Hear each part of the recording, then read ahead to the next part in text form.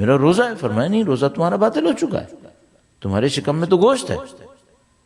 اور پھر اللہ کے رسول نے کچھ ایسا کیا کہ اس نے قے کی تو دیکھا واقعاً گوشت تھے اس کی معدے کے اندر، تو اس نے کہا یہ تو میں نے کھائے نہیں ہے۔ فرمایا نہیں، کھائے تو نہیں تم نے گوشت، لیکن تم نے اپنے بھائی کی غیبت کی ہے، اور بھائی کی غیبت کرنا، مسلمان بھائی کی غیبت کرنا اس کی ڈیڈ باڈی میں سے کھانے کے برابر ہے۔ اچھا، میں ذرا سے ایک جگہ پہ رکوں گا۔ دیکھیے جو اللہ کے رسول نے اس کے سامنے کر کے دکھایا، اور یہ روایت ایسی روایت ہے کہ اس کو سب آپ نے سنا بھی ہے، بچپن سے میں نے بھی سنا ہے، آپ نے بھی سنا ہے، اچھی روایت، مستند روایت ہے۔ میں آپ سے صرف ایک بات عرض کر رہا ہوں، اس کا مطلب یہ ہے کہ اگر کوئی دین پہ صحیح عمل کرے تو اس کا جسم بھی اچھا ہو جائے گا، اور اگر کوئی دین پہ صحیح عمل نہیں کرے تو وہ سمجھتا رہے گا کہ شاید میں صحیح چل رہا ہوں، صحیح نہیں چلے گا، مشکلات آئیں گی اس کے لیے۔ اب یہ ہے کہ وہ کس طریقے سے اپنی زندگی گزار رہا ہوگا، یہ تو اللہ جانتا ہے۔ وہ جو ہمارے بھائی میڈیکل اسٹور چلانے والے ہیں، وہ کہہ رہے ہیں کہ بعض اوقات ایسا آدمی اترتا ہے، دکان میں آتا ہے کہ جس کو دیکھ کر لوگ دور سے خواہش کریں، آرزو کریں کہ یار ایسا ہوتا تو کیا بات تھی، اور پھر جب وہ اپنے لیے میڈیسنز مانگتا ہے تو پتہ چلتا ہے کہ یہ بندہ خدا عذاب میں زندگی گزار رہا ہے۔ دیکھنے میں تو بڑا ٹپ ٹاپ کا لگ رہا ہے، اور گاڑی بھی زبردست، اور لباس بھی ایسا، اور ریپوٹیشن وغیرہ سب کچھ، لیکن جب وہ اپنے لیے دوائیاں مانگتا ہے تو پتہ چلتا ہے کہ بھائی یہ کس دنیا میں زندگی گزار رہا ہے۔ تو یہ تو خیر ایک سائیڈ کی بات تھی کہ دین کا اثر ہمارے جسم پہ بھی ہوتا ہے۔ اس میں چائنیز پتہ نہیں کتنی میڈیسن کے رولز ہیں، یہ ہیں وہ ہیں، میں اس میں نہیں جاؤں۔ میں تو یہ دیکھوں کہ بھئی اللہ کے رسول نے کیا کیا، ایک حقیقت کو لوگوں کے سامنے اشکار کیا، دیکھو تم نے یہ کیا تھا، اس کا نتیجہ یہ نکلا، اور یہ اس کا ثبوت ہے۔ تو اللہ کے رسول کا تربیت کا ایک انداز تھا، اور تربیت کے انداز میں یہ کرتے تھے کہ جن باتوں کو وہ بیان کرتے تھے اس کی حقیقت کو لوگوں کو دکھا دیا کرتے تھے۔ ان کا بھی اور ان کے اولاد طاہرہ کا طریقہ بھی یہی تھا۔ جو آپ نے وہ یقیناً وہ روایت سنی ہوگی جس میں امام معصوم نے کہا کہ ما اکثر الزجیج و اقل الحجیج، چیخنے چلانے والے کتنے زیادہ ہیں اور حج کرنے والے تو بہت کم ہیں۔ پھر جو اس آدمی کو دیکھا تو دکھایا تو اس نے دیکھا کہ میدان جو ہے وہ جانوروں سے بھرا پڑا ہے، کہیں کہیں انسان بھی ہیں اس کے اندر۔ تو ایک طریقہ یہ ہوتا تھا وہ حقیقت دکھا دیا کرتے تھے۔ اچھا، اب ہر جگہ ایسا نہیں ہو سکتا تھا کہ ہر ایک کو حقیقت دکھائیں، ہر ایک آدمی شاید اس کا اہل بھی نہیں تھا کہ حقیقت دکھاتے، تو وہ کیا کرتے تھے کہ بعض اوقات اپنی گفتگو میں ایسے اشارے دیتے تھے جس سے ان کا اعتماد، ان کا یقین سامنے آ جاتا تھا کہ ہاں بھئی یہ کچھ اور معاملہ ہے یہاں پر۔ اب ایک مشہور میں واقعہ بہت زیادہ عرض کیا کرتا ہوں کہ مثلا اللہ کے رسول نے جب اپنی کسی زوجہ سے کہا کہ فلاں چیز میں سے صدقہ دے دو، کھانے کی کوئی چیز تھی کہ اس میں سے صدقہ دے دو، تشریف لے کے گئے گھر، زوجہ سے پوچھا آپ نے صدقہ دیا؟ انہوں نے کہا کہ میں نے صدقہ دیا اور کچھ بچ گیا ہے۔ جیسے ہی انہوں نے کہا کہ میں نے صدقہ دیا ہے، کچھ بچ گیا ہے، اللہ کے رسول نے کہا کہ جو دیا ہے وہی بچ گیا ہے، جو اللہ کو دیا ہے وہی بچ گیا ہے، یہ جو ہم نے اپنے پاس رکھا ہے یہ ختم ہو جائے گا، جو ہم نے اللہ کو دیا ہے وہ بچ گیا ہے۔ اچھا، اب میں آپ سے پوچھوں گا کہ بھئی کیا اللہ کے رسول مبالغہ کرتے ہیں؟ ظاہر ہے کہ نہیں، حق کے سوا کچھ نہیں بولتے، وَمَا يَنْطِقُ عَنِ الْهَوَىٰ إِنْ هُوَ إِلَّا وَحْيٌ يُوحَىٰ۔ تو اللہ کے رسول نے کیا کیا، اس ایک جملے سے ہمیں سمجھانے کی کوشش کی کہ دیکھو اگر تم یہ چاہتے ہو تمہاری چیزیں بچ جائیں، اللہ کے حوالے کرنا سیکھو۔ اور خدا متعال نے قرآن کریم میں فرمایا تھا وَمَا عِنْدَكُمْ يَنْفَدُ وَمَا عِنْدَ اللَّهِ بَاقٍ، جو تمہارے پاس ہے وہ ختم ہو جائے گا، جو اللہ کے پاس ہے وہ باقی رہے گا۔ اب یہ وہ فیکٹس ہیں جو اللہ کے رسول لوگوں کو مختلف طریقوں سے سکھایا کرتے تھے۔ اچھا، اب ہمارے سامنے مسئلہ کیا ہے؟ ہمارے سامنے ایشو یہ ہے کہ ہم نے یہ باتیں سنی تو ہیں، اپنی لائف میں امپلیمنٹ نہیں کرتے، لائف میں امپلیمنٹ نہیں کرتے۔ اب میں ایک مثال آپ کی خدمت میں اور عرض کروں گا، درود بھیجے گا محمد و آل محمد پر، محمد و آل محمد وعجل فرج۔ سادہ سی ایک بات جو ہر روز ہوتی ہے ہم لوگوں کے ساتھ، بھئی میں نماز پڑھنے کھڑا ہوا، اچانک میرے دماغ کے اوپر مختلف افکار، خیالات، وہ بزنس پلان جو میں زندگی میں کبھی نہیں سوچ پایا تھا اچانک آنا شروع ہو جاتا ہے، وہ کام کی مشکلات کہ جو میں 25 دفعہ آنکھیں پھاڑ پھاڑ کے دیکھتا مجھے نظر نہیں آتی، اچانک دماغ میں آتی ہیں کہ یہ مشکل بھی ہے یہاں پر، پتہ نہیں کس سے ملنا ہے مجھے۔ اچھا، جیسے ہی نماز پڑھ کے فارغ ہوں گا وہ سب غائب ہو جائے گا، میں وہی ہوں گا جو پہلے تھا۔ اس وقت آتی ہیں، اچھا اب سوال یہ ہے میں کنٹرول کیسے کروں؟ کنٹرول کرنے کا ایک بہت آسان نسخہ اس طرح سے ہے کہ جیسے ہی کوئی چیز میرے دماغ میں آئے میں اس سے یہ کہوں کہ جو کچھ بھی دماغ میں آیا ہے خدا سے زیادہ اہم نہیں ہے، اور جو کچھ بھی دماغ میں آیا ہے اس کا چلانے والا مالک بھی خدا ہی ہے۔ بزنس کا خیال آیا نا، میں نہیں چلا رہا ہوں، خدا چلا رہا ہے، ابھی خدا کو سوچوں۔ یہ خیال آیا کہ بچہ گر نہ جائے کہیں، تو اپنے ذہن سے سوچوں جو بچہ گرے گا یا نہیں گرے گا اس کو سنبھالنے والا بھی خدا ہے، اپنے آپ کو پریشان نہ کروں، نماز پڑھوں ابھی۔ تو جو چیز بھی دماغ میں آئے اپنے آپ سے کہے جو بھی چیز ذہن میں آ رہی ہے خدا مالک ہے، اس سے زیادہ طاقتور ہے کہ میں سنبھال پاؤں، خدا ہے۔ اور پھر اپنے آپ کو کنونس کرے۔ اچھا ہم جیسے لوگوں کے ذہن میں اور کیا چیزیں آتی ہیں؟ کہتی ہیں ٹائم نہیں ہے، وقت نہیں ہے، زندگی مشغول ہے، ٹائم سنبھالنا اس لیے زیادہ دیر نہیں لگا سکتا۔ تو اپنے آپ کو فوراً کیا کہے؟ فوراً یہ کہے کہ اس سے اچھی ٹائم کی انویسٹمنٹ کوئی ہو بھی نہیں پائے گی۔ میں جو نماز میں ٹائم انویسٹ کر رہا ہوں نا، اس سے اچھی انویسٹمنٹ نہیں ہو پائے گی۔ کیوں؟ مثال کے طور پر اللہ کے رسول نے کہا تھا جو خدا کو دے دو وہ بچ جائے گا۔ تو میری ابدی زندگی، آخرت کی زندگی میں اس سے بڑا کوئی اچھا ٹائم نہیں آئے گا جو میں خدا کو دوں گا۔ تو اس طرح سے سوچے۔ اب اس طرح سے جب اس کو سوچنے کی پریکٹس ہو جائے تو اپنی لائف کو بھی ایسی سوچے، اپنی زندگی کو بھی ایسی سوچے کہ میں زندگی کس کے لیے گزاروں، دنیا کے لیے گزاروں یا آخرت کے لیے گزاروں۔ جبکہ دنیا کے بارے میں مجھے ایک اصول 100% پتا ہے، اس میں ہمیشہ نہیں رہوں گا، اس میں کوئی ڈاؤٹ نہیں ہے۔ اور میں معمولاً عرض کیا کرتا ہوں کہ دنیا کی ساری حقیقتوں کا کوئی منکر ہوتا ہے، کافر ہوتا ہے انکار کرنے والا، جانتا ہے بوجھتا ہے انکار کرتا ہے۔ تو خدا کا منکر ہوتا ہے نعوذ باللہ، نبی کا بھی انکار کرنے والے مل جاتے ہیں، امامت کے انکار کرنے والے مل جاتے ہیں۔ صرف ایک حقیقت ہے جس کا کوئی منکر نہیں ہوتا، وہ یہ کہ دنیا میں ہمیشہ نہیں رہنا ہے، یہاں پہ مرنا ہے۔ تو انسان اگر ان حقیقتوں کو اپنے ذہن کے اندر لانا شروع کرے اور ان کے اوپر پلاننگ کرنا شروع کرے تو پھر وہ یہ دیکھتا ہے کہ نہیں، پھر دنیا کی محبت کم کی جا سکتی ہے، پھر دنیا کی محبت سے چھٹکارا کیا جا سکتا ہے۔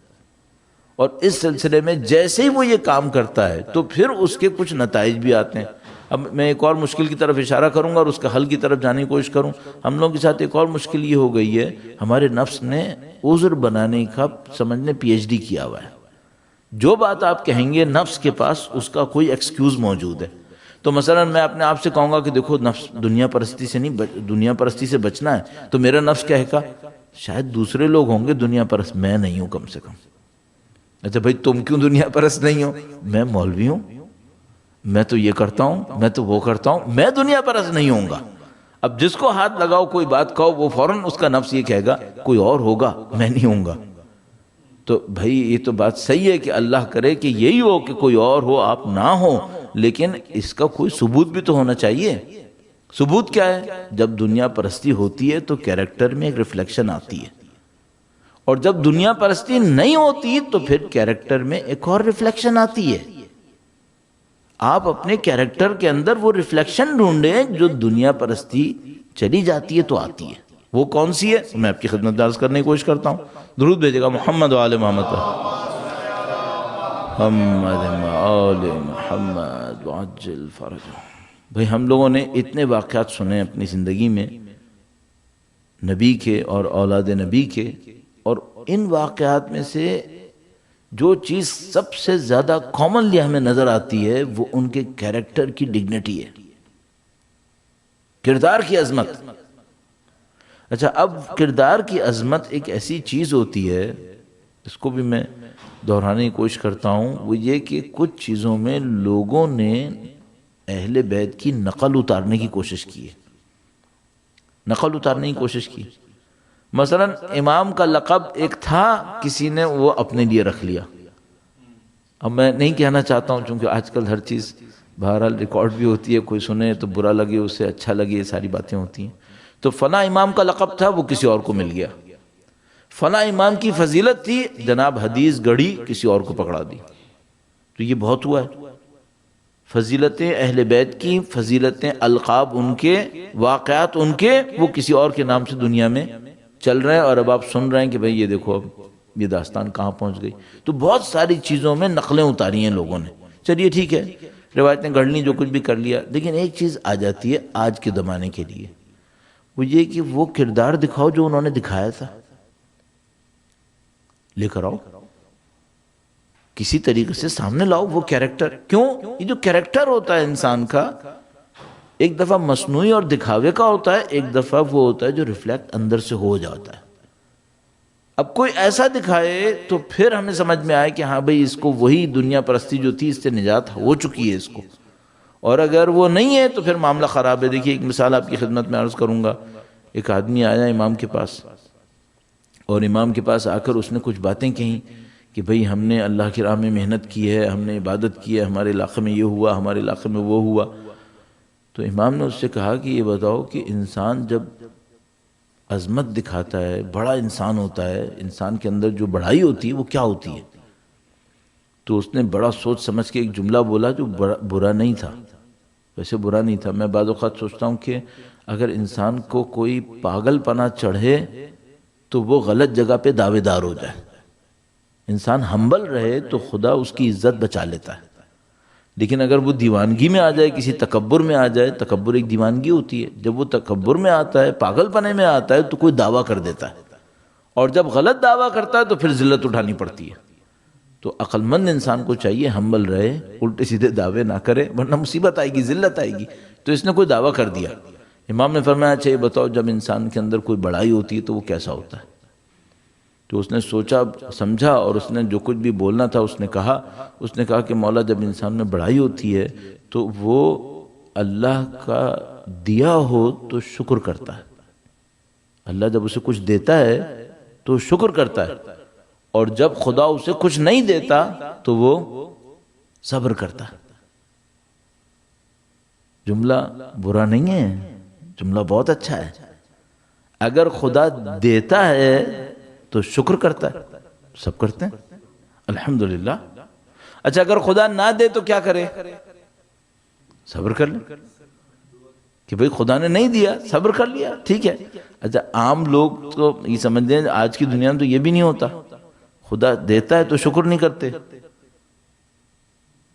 اسی خدا کے خلاف بولتے بھی رہتے ہیں، خدا دیتا ہے تو شکر نہیں کرتے، نہیں دیتا تو بڑبڑ کرتے رہتے ہیں، شکایتیں کرتے رہتے ہیں۔ تو اس نے تو بیچارے نے بڑی بات کہی نا کہ اگر خدا دے تو شکر کرے، نہ دے تو صبر کرے۔ تو عام انسانوں کے حساب سے، اس دنیا کے حساب سے اس نے بڑی بات کہی ہے، لیکن امام نے کہا کہ فلانی، اس کا نام شقیق تھا، امام نے فرمایا شقیق جو تم نے کہا نا کہ انسان کی بڑائی ہے، یہ تو مدینہ کے کتے بھی ایسے ہی ہیں، مدینہ کے کتے بھی ایسے ہی ہیں، جب ان کا مالک انہیں دیتا ہے تو اس کے پاؤں میں لوٹتے ہیں، اور جب مالک نہیں دیتا تو کیا مالک کو کتا کاٹ لیتا ہے کیا؟ نہیں، جا کے بیٹھ جاتا ہے سائڈ۔ تو امام نے فرمایا کہ تم نے بات تو صحیح کہی ہوگی، مثلا جملہ میں کہہ رہا ہوں، لیکن یہ تو مدینہ کے کتے بھی ایسے ہی ہیں، انسان کی بڑائی تو نہیں ہوئی ہے۔ اتنا فرق ہے عام آدمی کے بڑے بات میں اور اہل بیت کے کلام میں۔ کوئی عام آدمی اپنے دماغ سے کوئی بڑی بات کہے گا نا، یہاں تک آئے گا، اور جب وہ اپنی دانش میں کوئی بہت بڑا کام کر لے گا اور اس کا مقابلہ ہو اہل بیت کے کردار سے تو مدینے کے کتے کی طرح چھوٹا ہو جائے گا۔ اب اس نے شرمندہ ہو کر امام سے کہا کہ مولا آپ فرمائیں۔ اچھا یہ وہ کام تھا جو پہلے کرنا تھا، اگر کر لیتا نا تو مصیبت نہیں آتی۔ جیسے ہی امام کسی کو کہیں فلاں چیز کیا ہوتی ہے، فوراً اس کو کہنا چاہیے مولا آپ فرمائیں۔ کیوں چیلنج دے رہا ہے بلا وجہ میں؟ خاندان عصمت کے سامنے کوئی چیلنج کی گنجائش ہے؟ چیلنج نہیں لینا چاہیے تھا اس کو۔ تواضع دکھاتا، کہتا مولا آپ کا حکم ہے تو میں عرض کروں ورنہ آپ فرمائیں۔ حتیٰ ہمارے پاس کلام موجود ہے، اللہ کے رسول نے مثلا امیر المومنین سے پوچھا کہ اے علی فلاں چیز، فرمایا اللہ کے رسول جانتے ہیں، امیر المومنین واقف ہیں، لیکن تواضع، ادب، انکساری ہے کہ نہیں اللہ کے رسول جانتے ہیں، وہ فرمائیں گے۔ تو اس نے غلط کر دیا تھا بہرحال، لیکن اب اس کے بعد یہ ہوا کہ اس نے کہا کہ مولا آپ فرمائیے۔ اب دیکھیے امام نے کیا فرمایا، امام نے فرمایا کہ جب خدا ہمیں نہیں دیتا تو ہم اس کا شکر کرتے ہیں. جب خدا نہیں دیتا تو ہم شکر کرتے ہیں. کس بات کا شکر؟ سب سے وہ امتحان نہیں لیا، ہم سے لیا ہے.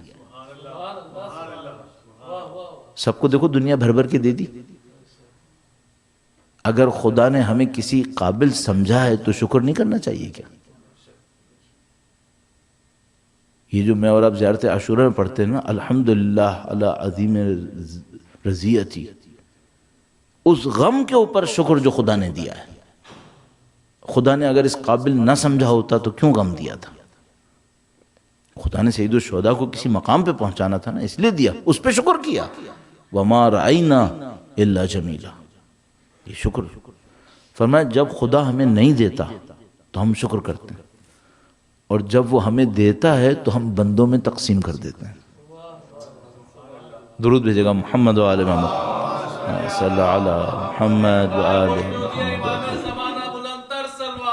اللہم صلی علی محمد و آل محمد وعجل فرج. یہ کردار کی عظمت ہے. دیکھیے وہ پہلا جملہ کتنا اچھا لگ رہا تھا جب تک یہ دوسرا نہیں سنا تھا. وہ بڑا اچھا لگ رہا تھا بھائی، جب خدا دے تو شکر کرے، نہ دے تو صبر کرے، بڑا اچھا لگا تھا. لیکن امام کے کلام کے سامنے جب وہ آیا جملہ تو پتہ چلا کہ بھئی وہ تو معاملہ ہی کچھ اور ہے.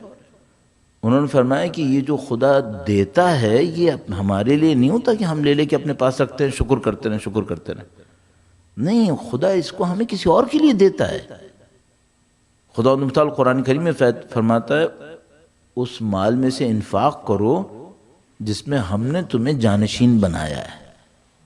نہیں کہتا مالک بنایا ہے، کہتا ہے اس مال میں سے انفاق کرو جس میں ہم نے تمہیں جانشین بنایا ہے. کس کا جانشین بنایا ہے؟ اپنا جانشین بنایا ہے کہ میں رزاق ہوں، تمہیں تھوڑا سا رزق دیا ہے، اب دیکھتے ہیں تم ہماری جانشینی میں کیا کرتے ہو. اپنے پاس سنبھال کے رکھتے رہو گے، یہ جانشینی اچھی نہیں کی تم نے. کبھی فرماتا ہے اس مال میں سے دو جس میں ہم نے تم کو امانت دار بنایا، اس مال میں سے دو جس میں ہم نے تمہیں موقع دے دیا ہے. اس طرح سے فرماتا ہے خدا نے متعال. یہ جو پرسیپشن کو چینج کرنا ہے یہ انسان کو دنیا پرستی سے دور لے کے جاتا ہے. یہ جو پرسیپشن چینج ہوتا تھا ریالٹیز کو بیان کر کر کے کہ دیکھو دنیا یہ ہے، آخرت یہ ہے، ایسے ہوگے تو ایسا ہو جائے گا. اور وہ اپنے آئیڈیلز کو ہمیں دیتے رہتے تھے اور انسانوں کی تربیت کرتے رہتے تھے. انسان تربیت پاتے تھے اور ان کے تربیت پائے ہوئے لوگ عجیب ہو جاتے تھے. دنیا ان کو بیوقوف کہنے لگتی تھی، نادان کہنے لگتی تھی، لیکن وہ ہوتے اپنے پائے کے تھے. مثال کے طور پر ابن ابی عمیر نام کر کے ایک صحابی ہیں، اور ایسے صحابی ہیں کہ اگر کوئی روایت یہاں تک پہنچ جائے، یعنی یہ ثابت ہو جائے کہ انہوں نے کہی ہے، تو پھر بعد میں معاملہ ختم ہو جاتا تھا. کہتے تھے نہیں، یہ بغیر تصدیق کے، بغیر توثیق کے کوئی روایت بولتے ہی نہیں تھے. تو یہ اصحاب اجماع میں سے شمار ہوتے تھے، یعنی جس تک اگر روایت پہنچ گئی تو سب یہ کہیں گے یہ روایت صحیح ہے. اچھا ان کے ساتھ کیا ہوا تھا؟ ان کے ساتھ یہ ہوا کہ یہ صاحب ثروت تھے. خلیفہ نے ان کو پکڑا، ان کو اذیت کی، مال ضبط کر لیا، جیل میں ڈال دیا. اتنا ٹارچر ہوئے کہ نابینا ہو گئے، اندھے ہو گئے. پھر جب جیل سے سالوں کے بعد نکلے تو انہوں نے تمام روایتیں جو اہل بیت سے سیکھی تھیں ایک گھر میں جگہ میں چھپا کے رکھی ہوئی تھیں. واپس آ کے دیکھا تو اس کو بھی پانی کھا چکا تھا، وہ بھی ضائع ہو گیا. تو اپنی زندگی میں بہت اکیلے رہ گئے. پھر شاید خدا سے دعا کی ہوگی، اہل بیت کا لطف ہوا ہوگا، اللہ نے ان کو حافظہ ایسا مضبوط دیا، ایسا مضبوط حافظہ دیا، اپنے حفظ سے روایت بتاتے تھے، کس سے میں نے سنا ہے، کس سے سنا ہے، کس سے سنا ہے، بالکل صحیح بولتے تھے. تو اصحاب اجماع میں سے ہو گئے. اچھا یہ جو سب کچھ ہوا، خدا نے اتنا امتحان بھی لیا اور خدا نے حافظہ بھی دے دیا، رہتی دنیا تک ان کا نام اصحاب اجماع میں آ گیا. کیوں ایسا تھا؟ یہ معاملہ عزیزان محترم، بہت معذرت کے ساتھ ایک جملہ عرض کروں، یہ ہم لوگوں کے ہاں تو ممکن ہے کہ میرا جیسا کوئی بولنے والا یا مجھ سے بہتر بولنے والا دنیا میں شہرت پا لے اور کریکٹر میں خالی ہو. یہ ہماری دنیا میں ممکن ہے، ان کے نظام میں یہ ممکن نہیں ہے. اگر ان کے نظام میں کوئی ان کا قرب حاصل کرتا ہے تو پھر اس کا مطلب یہ ہوتا ہے کریکٹر میں ڈیفرنٹ آدمی ہوگا، یہ کریکٹر میں مختلف آدمی ہوگا. ہمارے ہاں پاسبل ہے، بڑا مشہور ہو جائے اچھے کام میں، مجلس پڑھنے میں، لیکن کیریکٹر اچھا نہ ہو. یہ ہو سکتا ہے ہمارے یہاں، ہم نے بہت دیکھے، آپ نے بھی دیکھ لیے ہوں گے.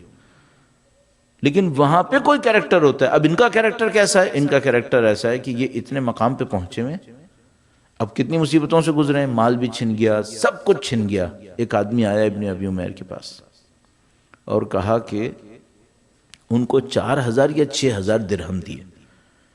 6,000 درہم کتنے ہوتے تھے؟ مولا چھٹے امام کے زمانے میں یہ واقعہ ہے، تقریباً درود بھیجے گا محمد و آل محمد، اللہم صلی علی محمد و آل محمد وعجل فرج. ایک واقعہ امام ششم کے زمانے کا ہے کہ کسی نے امام سے درخواست کی، وہ شام کے تھے، لبنان کے تھے، اور انہوں نے آ کر 6,000 دیے امام کے ہاتھ میں کہ مولا میرے لیے گھر خرید لیجیے گا مدینے میں. یہ بھی میں عرض کروں گا، اس کا بھی واقعہ اگر ذہن میں رہ گیا تو 6,000 بہت ہوتے تھے، گھر کی قیمت کے برابر ہو جاتے تھے. اچھا گھر، بڑا گھر. وہ سوداگر تھا جو لبنان سے آیا تھا، بزنس مین تھا. تو ایک آدمی آیا ابن ابی عمیر کے پاس اس غربت کے زمانے میں، جب بزنس ہاتھ سے جا چکا ہے، سب کچھ جا چکا ہے، خود نابینا ہے، محتاج ہیں. ایک آدمی آیا، 6,000 دیے ہاتھ میں. کہا یہ، انہوں نے کہا یہ کیا ہے؟ کہا یہ تمہارے ہیں. کہا کہ مجھے بتاؤ میرے کیسے ہوئے؟ کہنے لگا کہ اگر اس کو چھوڑ دو کہ کیسے ہوئے تو صحیح نہیں ہے. کہا نہیں، صحیح نہیں ہے، پہلے مجھے بتاؤ یہ پیسے کیسے ہیں. کہنے لگا تمہارے ہیں. کہنے لگا یہ بھی کافی نہیں ہے، یہ بتاؤ میرے کیسے ہیں، کیوں ہیں میرے؟ کہنے لگا تم نے مجھے قرض دیا تھا اچھے دور میں اور تم بھول گئے ہو، اب مجھے یاد ہے کہ تم نے مجھے قرض دیا تھا، یہ اس کے پیسے ہیں، اب رکھ لو، اب کافی ہو گیا. کہنے لگا نہیں، یہ کافی نہیں ہوا ہے، میرے مولا نے قرض لینے کے لیے مجھے ایک اصول بتایا ہے، اس کے بغیر قرض واپس نہیں لوں گا. کہنے لگا وہ اصول کیا ہے؟ کہا یہ بتاؤ یہ جو تم مجھے قرض واپس دے رہے ہو، کیا تمہارے مال میں برکت آئی ہے؟ بزنس کیا ہے کوئی؟ پیسہ کہاں سے بنا اتنا؟ کہنے لگا کہ اس پہ چھوڑ دوں، مجھے معذور سمجھو. اس نے کہا نہیں معذور نہیں ہے، بتاؤ پیسہ کہاں سے آیا؟ کہنے لگا جب تو نے پیسہ مجھے دیا تھا نا تو میں نے گھر لیا تھا، تجھے بتایا تھا کہ میں گھر لوں گا تو میں نے گھر لیا تھا. اب جو تم محتاج ہو تو میرا دل کوڑ رہا ہے، تو میں نے گھر بیچ دیا ہے، پیسے واپس کر رہا ہوں، تم گھر اپنے لیے لے لو. بندے خدا نے پیسے واپس کیے اور کہا میرے مولا نے کہا تھا کہ اپنا قرضہ واپس لینے کے لیے کسی کو سائے سے محروم نہ کرنا. اپنا قرضہ واپس لینے کے لیے کسی کو گھر سے محروم نہ کرنا. تو اس نے کہا کہ تیرے پاس بھی تو گھر نہیں ہے. کہنے کا نہیں، اگر امام نے کہا ہے نا کہ کسی کا گھر مت بکوانا، میں تمہارا گھر نہیں بکواؤں گا، یہ پیسے واپس لے لو، اپنا گھر واپس جاؤ. نہیں لیا آخر تک. یہ کیریکٹر، یہ دیکھیے، یہ دنیا پرستی کا انکار نہیں ہے اس کیریکٹر کے اندر. اگر دنیا کی اتنی سی بھی حیثیت ہوتی تو اس بندے خدا کو لے لینا چاہیے تھا. سوچتا کہ کہیں سے بھی لیا اس نے، مجھے کیا، میں خود مصیبت میں پھنسا ہوا ہوں اتنا. اس نے کہا نہیں، دنیا کی کیا حیثیت ہے، میرے نزدیک جو حیثیت ہے وہ امام کے کلام کی ہے. امام کا کلام میرے لیے اہم ہے، امام کا حکم اہم ہے. امام نے کہا کسی کو اس کے گھر سے محروم نہیں کرنا. یہ گھر بیچ کے دے رہا ہے مجھے، میں نہیں لے سکتا. یہ جو کیریکٹر ہے نا، یہ صرف اس وقت نظر آتا ہے جب پیچھے دنیا پرستی نہ ہو. اور اگر دنیا پرستی ہوتی ہے یہ کیریکٹر نظر نہیں آتا. پھر اب مجھے اور آپ کو جو ڈھونڈنا پڑے گا وہ یہ کہ ہم لوگوں کے اندر کیریکٹر آ رہا ہے یا نہیں آ رہا ہے. اب مثال کے طور پر دنیا پرستی نہیں ہوتی تو کیریکٹر میں ایک اور چیز نظر آتی ہے. وہ کیا ہے؟ دیکھیے، ایک ٹاپک میں نے مثال کے طور پر عرض کر دیا. اب ایک اور انداز دیکھتے ہیں. درود بھیجے گا محمد و آل محمد محمد وعجل فرجہم. شیخ عباس قمی نام سے پتہ ہے، قم میں ہوتے تھے. نجف زیارت کے لیے گئے، کربلا زیارت کے لیے گئے، عراق. جب زیارت کے لیے تشریف لے گئے تو اس دور میں یہ کتاب مفاتیح الجنان لکھ چکے تھے. مفاتیح الجنان کتاب لکھ چکے تھے. اچھا، اس دور میں انسان کی زندگی میں اس کی کتاب مشہور ہو جائے یہ ذرا مشکل ہوتا تھا، کیونکہ کتابوں کو ہاتھ سے لکھنا پڑتا تھا. تو انسان کی زندگی میں ہی اس کی کتاب کو اتنی کاپیز ہو جائیں کہ لوگ ہاتھ سے لکھ کر آگے دے دیں، یہ ذرا مشکل ہوتا تھا. لیکن مفاتیح الجنان میں کوئی ایسا کارنامہ تھا کہ یہ انہوں نے یہاں پہ لکھی تھی اور یہ ہر جگہ پھیل گئی تھی. تو جب یہ زیارت کرنے عراق تشریف لے گئے تو کتاب ان کی وہاں پہنچ چکی تھی. اب ہینڈ رائٹنگ میں ہوتی تھی ساری کتابیں. وہ گئے کسی جگہ پہ عبادت کرنے کے لیے، شیخ عباس قمی کہیں عبادت کرنے گئے، تو وہاں انہوں نے دیکھا کہ ایک بندہ خدا طالب علم، جیسے کوئی دینی طالب علم ہوتا ہے، عالم ہوتا ہے، وہ ایک کتاب سے دعائیں پڑھ رہا ہے. تو انہوں نے اس سے پوچھا کہ بھئی یہ جو اس کتاب سے پڑھ رہے ہو یہ کون سی کتاب ہے؟ علماء کا طریقہ کار ہوتا ہے کسی کے ہاتھ میں کتاب دیکھتے ہیں پوچھتے ہیں بھئی کون سی کتاب ہے؟ تو پوچھا کون سی کتاب ہے؟ اس نے کہا بہت اچھی کتاب ہے اور یہ ابھی ابھی لکھی گئی ہے اور یہ میں نے بڑی مشکل سے لی اور یہ شیخ عباس قمی کی. اب اس بندے خدا کو پتہ ہی نہیں کہ یہ کون ہے. وہ عراق میں رہتا تھا، اس زمانے میں کوئی ٹی وی تھوڑی تھا کہ تصویریں دیکھتا ہو، اسے پتہ ہی نہیں. اور وہ شیخ عباس قمی کو بولے جا رہے بڑی اچھی کتاب ہے اور یہ ہے اور وہ ہے اور بڑی تعریفیں کیے چلے جا رہے. شیخ عباس قمی سنتے رہے. تھوڑی دیر میں کہنے لگے صحیح کہہ رہے ہوگے لیکن کوئی خاص کتاب ہے نہیں، ایسی کتابیں پہلے والے لوگوں نے بہت لکھی ہیں. وہ غصے میں آ گیا، کہنے لگا کہ تمہاری جرت کیسے ہوئی کہ شیخ عباس قمی کی توہین کرو، تمہیں کیا پتہ یہ کتاب کیسی ہے؟ اور اس نے لڑنا شروع کر دیا. تھوڑی دیر میں شیخ عباس قمی کے مہمان جنہوں نے بنایا تھا وہ آئے، اس بندے خدا کو پکڑ گئے، تجھے پتہ ہے بھائی تو کس سے لڑ رہا ہے؟ تو اس نے کہا کہ اس بندے خدا نے اشارہ کیوں نہیں کیا کہ میں شیخ عباس ہوں؟ کیوں مجھے جہنم میں ڈلوا رہا ہے بلا جب میں اس سے لڑے چلا جا رہا ہوں؟ یہ لوگ اتنا سا بھی دنیا کو نہیں دیکھتے تھے. دیکھیں اگر دنیا کا 1% بھی شیخ عباس میں ہوتا تو اس نے پلٹ کر ایک جملہ ضرور کہنا تھا، کوئی ایک بات کہہ دیتا. ہمارے جیسوں کا تو یہ عالم ہے نا کہ مثلا میں نے کوئی کام کیا ہے، کسی نے ہم سے کہا کہ وہ کام کسی اور نے کیا ہے، تو میں سنتا ہوں اس کے کہتا ہوں بھائی صاحب ایسا ہے یہ میرا تھا. اور اس کا بھی طریقہ ہوتا ہے، ہم کہتے ہیں یہ خادم نے کیا تھا تاکہ یہ بھی دکھا دوں کہ میں نے کیا تھا اور جملہ بھی خادم نے کیا تھا. اور بھائی اگر تو خدمت ہی کر رہا تھا تو بندے کی کر رہا ہے یا اللہ کی کر رہا ہے؟ خادم بولنے کی کیا ضرورت ہے پھر؟ اگر تم واقعاً خدمت کر رہے تھے تو خدمت تو اللہ کی کر رہے تھے، اس کو سنانے کی پھر کیا ضرورت ہے؟ بڑے بڑے تماشے ہو رہے ہیں ہمارے یہاں، ریاکاری ہو رہی ہے، کھلی ریاکاری ہو رہی ہے اور وہ دین کے نام پہ ہو رہی ہے. اور اس میں بڑے بڑے لطیفے بن رہے ہیں اس وقت سوسائٹی کے اندر، لیکن ہو رہا ہے، یہ چل رہا ہے. تو یہ جو دنیا کا انکار ہوتا ہے یہ کیریکٹر میں ریفلیکٹ ہوتا ہے، اور وہ جو کیریکٹر میں ریفلیکشن ہوتا ہے وہ ثابت کر رہا ہوتا ہے کہ اس آدمی کو دنیا سے غرض نہیں ہے، اس کو آخرت چاہیے. اب آپ اور میں کیا کریں؟ اب اس کو اصولوں میں دیکھنا پڑے گا کہ بھئی پہلے تو یہ ریئلائز کر لیں کہ بھئی وہ کیریکٹر کی ریفلیکشن ہمارے یہاں کتنی آ رہی ہے. تو 2-3 باتیں آپ کی خدمت میں عرض کی. اصول کے اوپر دنیا کی خاطر اصول نہیں توڑا جائے گا. جو اصول دے دیا اس پہ عمل ہوگا. اب دنیا کتنی بک بک جگ جگ کرتی رہے اس کی خاطر اصول نہیں توڑیں گے. دوسری بات کیا ہو گئی؟ دوسری بات یہ ہو گئی کہ اگر آخرت کے لیے کیا ہے، اللہ کے لیے کیا ہے، تو بندوں کو بتانے کی ضرورت نہیں ہے. بندوں سے تعریف لینے کی خواہش یہ بتا رہی ہے کہ یہ کام اللہ کے لیے نہیں ہوا ہے، اس میں معاملہ خراب ہو گیا ہے. اسی طریقے سے بہت ساری چیزیں ہیں جو خود بخود ریفلیکٹ ہوتی ہیں. اب میں اور آپ کریں کیا اس کام کو سنبھالنے کے لیے؟ تو اس میں بھی ایک اور طریقہ ہے. اس کا طریقہ یہ ہے کہ تھوڑا تھوڑا اپنے اوپر سختی ڈالنے کی کوشش کریں. تھوڑا تھوڑا سختی ڈالنے کی کوشش کریں. یہ جو نفس ہوتا ہے یہ کہتے ہیں کہ ایسے گھوڑے کی طرح ہوتا ہے جو رام نہیں ہے، جس کو ٹیکنیکلی چموش کہتے ہیں. جو گھوڑا باغی گھوڑا ہوتا ہے یہ گھوڑا ایسا ہے کہ اس کو رام کرنا پڑتا ہے، اور رام کرنے کے لیے اس کو تھوڑا سا سختی ڈالنی پڑتی ہے. تو مثلا سختی کیسے ڈالیں؟ خداوند مختار فرماتا ہے لن تنالوا البر حتی تنفقوا مما تحبون. جب تک اس میں سے نہیں دو گے جو تمہیں عزیز ہے، جو تمہاری جان کی طرح چپٹا ہوا ہے، تمہیں جان کو پسند ہے، اس میں سے نہیں دو گے تمہارا کام حل نہیں ہوگا، نیکی پہ نہیں پہنچو گے. تو خداوند متعال ہمیں کیا کہتا ہے؟ ہمیں مثال کے طور پر کیوں اس نے خمس اور زکوٰۃ رکھا؟ جو خدا 7 ارب انسانوں کو جن میں سے اکثر خمس نہیں دے رہے ہیں، اکثر زکوٰۃ نہیں، کیوں دیں گے؟ مسلمان نہیں وہ یہ خمس اور زکوٰۃ نہیں دے رہے، خدا ان کو کھانا کھلا رہا ہے یا نہیں کھلا رہا ہے؟ جب وہ 6 ارب 7 ارب کو بغیر خمس اور زکوٰۃ دیے کھانا کھلا سکتا ہے، تو جو دنیا میں خمس و زکوٰۃ دینے والے چند کروڑ، زیادہ زیادہ 1-2 کروڑ ہوں گے جو دے رہے ہوں گے، ان کو بغیر خمس و زکوٰۃ کے نہیں کھلا سکتا تھا؟ ان کو بھی کھلا دیتا.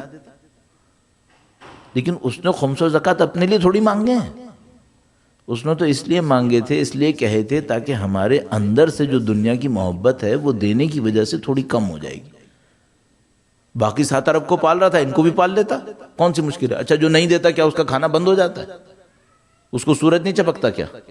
سورج بھی چمکتا ہے، پانی بھی پیتا ہے، کھانا بھی کھاتا ہے، سب کچھ کرتا ہے، بلکہ بعض اوقات تو اس کا مال زیادہ کر دیتا ہے خدا، اور بڑھا دیتا ہے۔ قرآن کریم میں فرماتا ہے اگر تم لوگوں کی گمراہی کا خطرہ مجھے نہ ہوتا تو میں کافروں کے چھت سونے سے اور سیڑھیاں چاندی سے بنوا دیتا، اتنا ان کو دنیا دیتا کہ میری طرف سوچتے ہی نہیں پھر یہ۔ لیکن ڈر یہ تھا کہ تم لوگ اس کو دیکھتے نا تو تم لوگوں کے دل دہل جاتے کہ کفار کو اتنا مل گیا، ہمیں نہیں ملا، تو کوڑتے تم لوگ۔ اس خاطر میں نے کفار کو کم دیا ہے۔ اب میں کہوں گا خدا ہے تیرا تو کم بھی اتنا تھا کہ تو نے قارون بنا دیا، کم دے کر بھی قارون بنایا۔ تو اگر دینے پہ آتا تو پتہ نہیں ہمارے لیے کہاں پہنچا جاتا معاملہ۔ ابھی بھی اتنا ہے کہ جو تجھے نہیں مانتے وہ بلینرز ہیں، جو نہیں مانتے وہ بلینرز ہیں۔ خدا کہہ رہا ہے میں نے کم دیا ہے ابھی یہاں۔ اب مجھے ایک اور بات بھی سوچنی پڑے گی، یہ جو خدا مجھے دے گا وہ کیا ہوگا اگر میں اس کی مانوں؟ جو نہیں مانتا اور اس کو کہتا ہے میں اس کو نہیں دینا چاہتا ہوں، نہیں دینا چاہتا تو بلینر بنا دیتا ہے، تو جب یہ مجھے دینے پہ آئے گا تو کیا کرے گا؟ یہ نہیں معلوم مجھے کیا دینا چاہتا ہے۔ اتنا دینا چاہتا ہے کہ جب اپنی جنت کا تذکرہ کرتا ہے تو کہتا ہے چھوڑ دو، بس یہ سوچ لو جو میں دوں گا تم سوچ بھی نہیں پاؤ گے، بس یہ کہتا ہے۔ کاش ہمیں ان باتوں کو اپنے اوپر سختی کر کے پریکٹس کرنا آ جائے۔ بھئی فرض کریں میرے پاس تو وہ علم نہیں ہے کہ میں آخرت کو اس طرح دیکھوں، دنیا کو اس طرح دیکھوں، لیکن میں کیا کروں؟ تھوڑا تھوڑا سختی کر کے اس طرح دیکھنے کی کوشش کروں، اس طرح دیکھنے کی کوشش کروں۔ اب دیکھیے میں ایک ترکیب آپ کی خدمت میں عرض کرتا ہوں جس سے میں اور آپ اپنے آپ کو ٹیسٹ بھی کر سکتے ہیں اور اپنے آپ کو امپروو بھی کر سکتے ہیں۔ درود بھیجے گا محمد و آل محمد پر، محمد و آل محمد۔ مولا کا فرمان ہے، مولا عامل المومنین نے مالک اشتر کو فرمایا درود بھیجے گا محمد و آل محمد پر، اللہم صلی محمد و آل محمد وعجل فرجہم۔ فرمایا مالک اشتر کوئی تمہارے ساتھ برائی کرے تم برائی نہیں کرنا، تم پھر بھی اچھائی کرتے رہنا۔ اچھا ایک دفعہ کیا ہوتا ہے معاملہ دین کا ہے، ایک آدمی دین کے اندر کوئی غلطی کر رہا ہے تو چلو ہم اس کا ہاتھ روکتے ہیں۔ اچھا ایک دفعہ کس نے میرے اوپر صرف ظلم نہیں کیا ہے بلکہ مثال کے طور پر میری اولاد پہ کوئی ظلم کر دیا ہے تو چلو میں اس کا مقابلہ کرتا ہوں۔ ایک دفعہ کیا ہوا ہے، ایک آدمی یہاں پہ آیا، اس نے مجھے 2 گالیاں دیں، چلا گیا۔ اچھا کس پہ ظلم کیا؟ میرے پہ ظلم کیا نا، معاف کرو، میں برائی نہ کروں اس کے ساتھ۔ امام یہ کہہ رہے ہیں مالک اشتر کوئی تمہارے ساتھ برائی کرے تم برائی نہیں کرنا، تم اچھائی کرتے رہنا۔ فرمایا مالک اشتر تم اچھا کام کرو گے نا لوگ تمہاری نیت پہ الزام لگائیں گے، تم نیت کا الزام سن لینا لیکن اچھا کام پھر بھی کرتے رہنا۔ تم اچھا کام کرو گے لوگ کہیں گے اس نے اس لیے کیا، اس نے اس لیے کیا، تمہاری نیت پہ الزام لگائیں گے۔ فرمایا کوئی بات نہیں، الزام لگاتا رہے کوئی بات نہیں، تم اچھا کام پھر بھی کرتے رہنا۔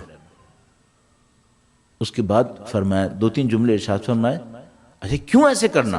فرمایا اس لیے کرنا کہ تمہارے بندوں سے کیا تعلقات ہیں یہ اہم نہیں ہے، تمہارا خدا سے جو تعلق ہے وہ اہم ہے، جو بچے گا وہ تمہارا خدا سے تعلق ہے۔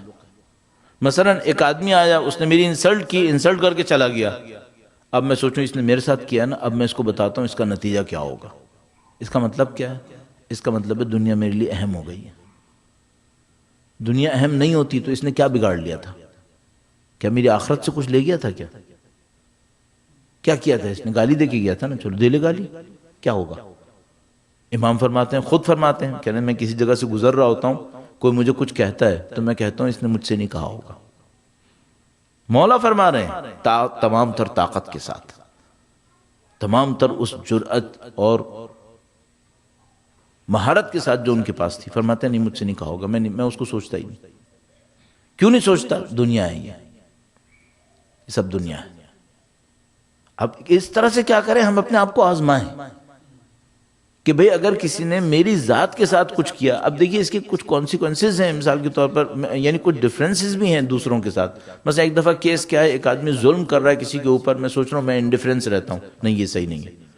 کوئی کسی پہ ظلم کر رہا ہے، مجھے اس کا ساتھ دینا چاہیے، جو مظلوم ہے، جو ظالم ہے اس کا مقابلہ کرنا چاہیے. یہاں پہ انڈیفرنس کی بات نہیں کر رہا ہوں میں ایک جگہ بات کر رہا ہوں کسی نے صرف میرے ساتھ کچھ کیا ہے، اس پہ بدلہ لوں یا نہ لوں؟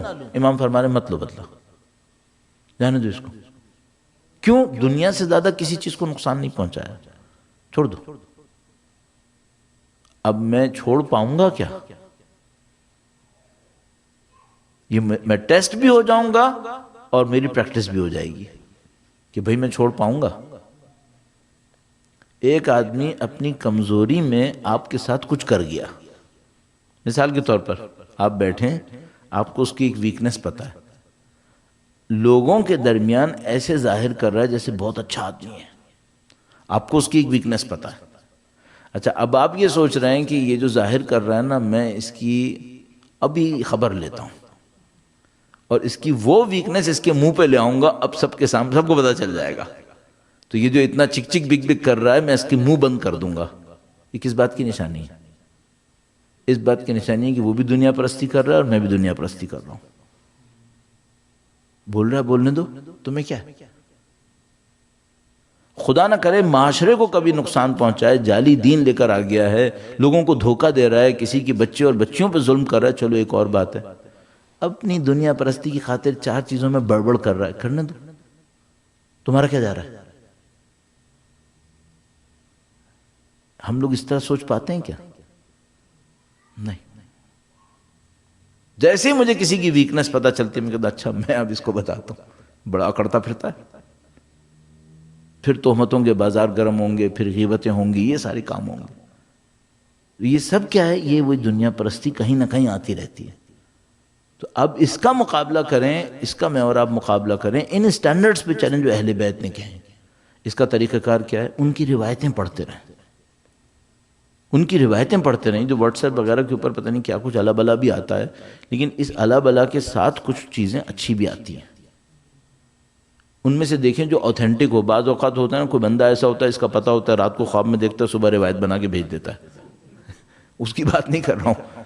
کوئی ایسا اوتھینٹک سورس ہو کہ بھیجتا ہے تو آپ کو پتہ ہوتا ہے کہ ہاں یار یہ جو بیچ رہا ہے ڈھنگ سے بھیجتا ہے، کم سے کم اسی کو پڑھتے رہے. اب جب مل ہی رہا ہے، آ ہی رہا ہے، تو چلو ڈھنگ کی سورس دیکھ لے انسان، باقی کو ڈیلیٹ کر دے. جو ڈھنگ کا ہے اس کو پڑھتا رہے کہ ہاں بھی چلو اسی میں سے دیکھیں. پھر کیا کرے؟ جیسے ہی پڑھو اس پر عمل کرو، چھوٹے سے لیول پہ کرو. تو اگر مثال کے طور پر مولا کا میں نے فرمان آپ کی خدمت میں عرض کیا کہ تم نیکی کرو اور کوئی تمہارے ساتھ برائی کرے، تم نیکی ترک نہیں کرنا. فرمایا کہ تم نیکی کرو اور کام چھوٹا سا ہو تو شرمندہ مت ہونا، نیکی ضرور کرتے رہنا. ایک دفعہ ہوتا ہے نا، میں ایک کام کرنے جا رہا ہوں، کام بہت چھوٹا سا ہے. اچھا اب میرا نفس کیا کہتا ہے؟ نہیں جب تک بڑا سا نہیں ہوگا میں کروں گا ہی نہیں. کیوں نہیں کروں گا؟ چھوٹا کام نیکی نہیں ہے کیا؟ اگر اللہ کے لیے تو یہ چھوٹا بھی بہت بڑی نیکی ہے. آپ نے دیکھا ہوگا کبھی لوگ بیٹھے ہوتے ہیں نا کوئی میٹنگز وغیرہ کے اندر، تو کوئی کہتا ہے کہ کوئی تلاوت قرآن کریم کرے گا، تو اب یہ کوئی بڑا کام نہیں ہے، تو سب کہتے تو کر لے. اللہ کی خاطر سورہ کوثر پڑھنا چھوٹا کام ہے تو تم کیوں چھوڑ رہے ہو؟ اس لیے کہ دنیا اس کو چھوٹا کہتی ہے نا. اچھا اگر مثلا میرے جیسا آدمی ہے، اس کے سامنے رکھا جائے مولانا ایک سورہ فاتحہ پڑھ دو گے، میں کہوں گا نہیں میں مجلس پڑھتا ہوں، 50 منٹ کی پڑھتا ہوں، یہ 2 منٹ کی فاتحہ میں نہیں پڑھوں گا. اس کا مطلب یہ نہ تو فاتحہ اللہ کے لیے پڑھ رہا ہے، نہ تو مجلس اللہ کے لیے پڑھ رہا ہے. اللہ کے لیے پڑھتا تو چھوٹا کام کیوں نہیں کیا؟ دیکھیے کتنا یہ نفسیات کے نزدیک ہے اہل بیت کے فراہمی، کیونکہ وہ جس طرح انسان کو سمجھتے ہیں کوئی سمجھ ہی نہیں سکتا. وہ جانتے ہیں کہ بھئی دنیا میں کیا ہو رہا ہے، انسانوں کی دماغ میں کیا گزر رہی ہے، کیسے انسان دنیا کی طرف جاتا ہے، کیسے انسان آخرت کی طرف جاتا ہے، سب سکھایا انہوں نے ہمارے لیے. تو چھوٹے چھوٹے پوائنٹس پکڑ لیں، دنیا کے اندر زندگی کے اندر آزماتے رہیں اپنے آپ کو. اور یہ میں عرض کروں گا اپنے آپ کو آزمانا بہت ضروری ہے، ورنہ انسان خام خیالی میں رہ جاتا ہے، مس انڈرسٹینڈنگ میں رہ جاتا ہے. میں اپنے آپ کو یہی سمجھاتا رہوں گا میں نماز پڑھ رہا ہوں، میں قرآن پڑھ رہا ہوں، میں مجلس پڑھ رہا ہوں، میں دنیا پرست نہیں ہوں گا. کیوں نہیں ہوں گے جی؟ کرنے والے بہت سارے ملے ہیں دنیا پرست. کس نے اطمینان دلایا کہ نہیں ہو؟ جاؤ ٹیسٹ کرو اپنا، پھر تمہیں پتہ چلے گا. تو اس طرح ٹیسٹ بھی کرتے رہیں گے اپنا، اور اس کام کو جس طرح انہوں نے کہا ہے پریکٹس میں بھی لاتے رہیں گے. تو پہلے تو دل پہ جبر کرنا پڑے گا.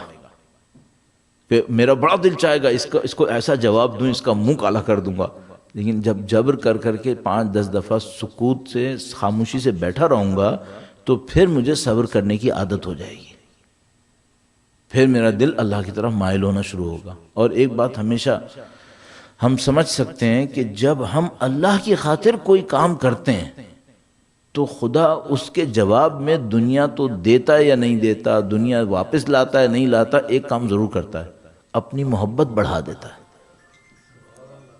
وہ اگر ہم خدا کے لیے کوئی کام کرتے ہیں تو مثلا فرض کیجئے میں نے دنیا کی کوئی چیز چھوڑی خدا کی خاطر، تو خدا وہ دنیا کی چیز مجھے دے گا یا اس سے بہتر دے دے گا.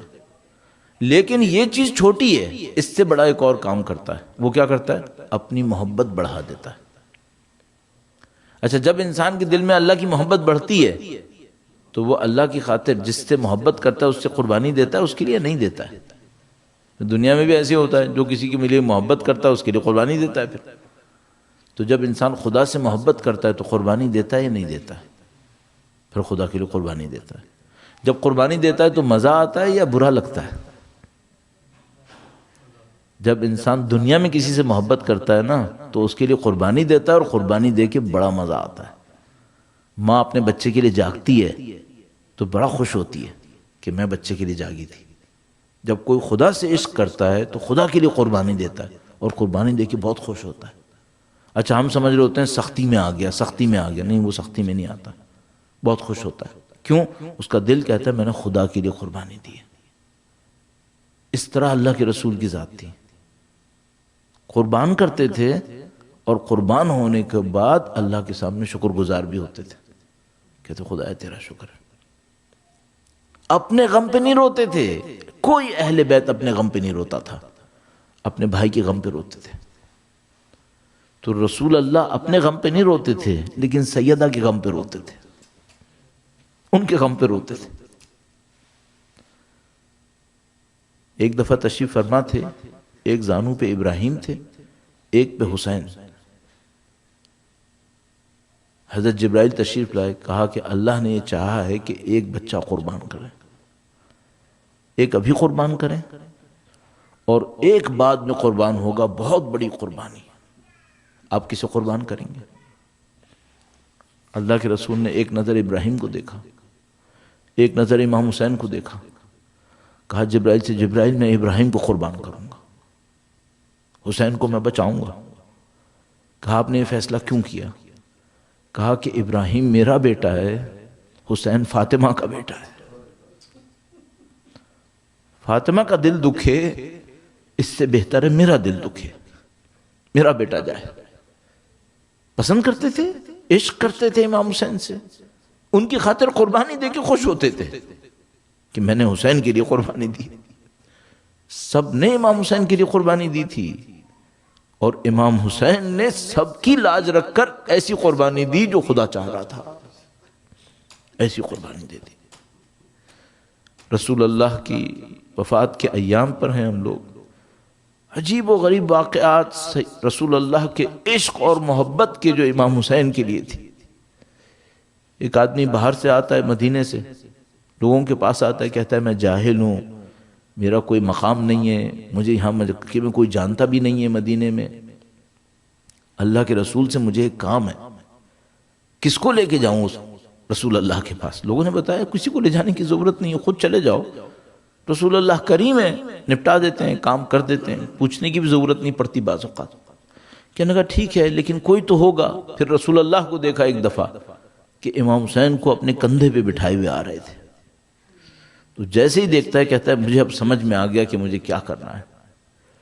امام حسین ایک دفعہ ایک جگہ تشریف فرما تھے اور بچے تھے، تو گیا امام حسین کے پاس، کہنے لگا کہ نواسے رسول کیا آپ اپنے نانا کے سامنے میری سفارش کر دیں گے؟ اس کو ہم شفاعت کہتے ہیں نا. کہا آپ میرے شفیع بن جائیں گے اپنے نانا کے سامنے؟ کہا میں کروں گا. کہا اگر میں آپ کو اپنی گود میں لے کے چلا جاؤں تو آپ مجھے اجازت دیں گے؟ کہا ٹھیک ہے. امام حسین کو گود میں لیا یا شاید ہاتھ پکڑ کے لے گیا یا گود میں لے گیا، رسول اللہ کے سامنے آیا اور کہا کہ اے اللہ کے رسول، آپ کو آپ کے نواسے حسین کا واسطہ۔ جیسے ہی رسول اللہ نے سنا گویا گریہ کیا اور کہا تو نے اتنا بڑا واسطہ دیا ہے، اب تو جو مانگے گا میں کروں گا، تو نے مجھے حسین کا واسطہ دیا۔ حسین منی وانا من حسین، میں حسین سے ہوں، تو نے حسین کا واسطہ دیا۔ عزیزو بس انسان یہ سوچتا ہے کہ جس کو نبی نے ایسا رکھا، جس کی ذرا سی تکلیف پر تڑپ اٹھتے تھے، جو اگر مسجد میں آتے ہوئے لڑکھڑا کر کے بھی گرا تو رسول نے خطبہ چھوڑ دیا، پہلے حسین کو اٹھایا۔ تو ذرا اس لمحے کا سوچنا جب حسین قربان ہو رہے تھے، اس لمحے کو سوچو کہ جب حسین قربان ہو رہے تھے۔ روایت موجود ہے ام سلمہ کے خواب میں آئے، بی بی ام سلمہ ام المؤمنین ام سلمہ کے خواب میں آئے اور ان سے کہا کہ ام سلمہ غضب ہو گیا، میرا حسین شہید ہو گیا، میرا حسین مارا گیا۔ اللہ کے رسول سید الشہداء کے ساتھ تعلق اور اس تعلق کو دکھایا بی بی زینب کبریٰ سلام اللہ علیہا نے۔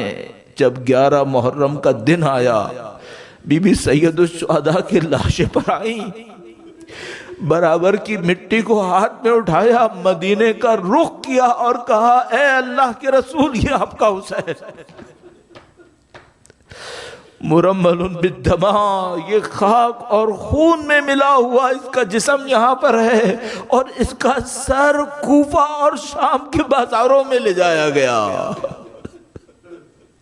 اور عزیزو جب سید الشہداء علی اصغر کے لاشے پر آئے تھے اور لاشے کو دفنایا تھا تو خدا سے کہا تھا ربنا تقبل منا هذا القربان، اس قربانی کو ہم سے قبول فرما۔ اور بی بی زینب نے اس لمحے میں آ کر کہا خدایا اس قربانی کو ہم سے قبول فرما۔